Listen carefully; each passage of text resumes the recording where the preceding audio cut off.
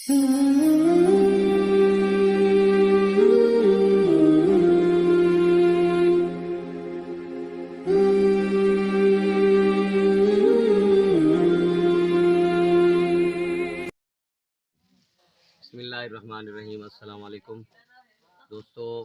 आज मेरे पास कुछ गरीबों के लिए कपड़े आए हैं और ये कपड़े आज चलाएंगे।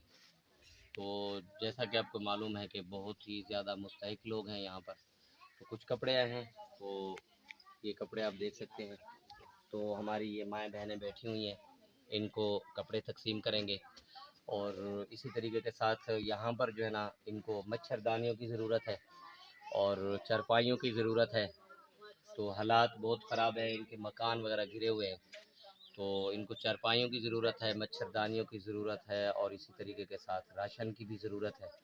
तो कोई भी दोस्त अगर इनके साथ, इन गरीब लोगों के साथ मदद करना चाहे तो ये जो स्क्रीन के ऊपर मेरा नंबर आ रहा है, इसके ऊपर आप रब्ता करके इनको जो है ना, अगर आप इन तक मदद पहुंचाना चाह रहे हैं तो मेरा ये जो नंबर आ रहा है, इसके ऊपर जैज़ कैश अकाउंट बना हुआ है।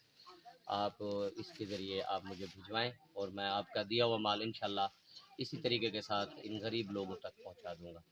जज़ाकल्लाह। अस्सलाम वालेकुम।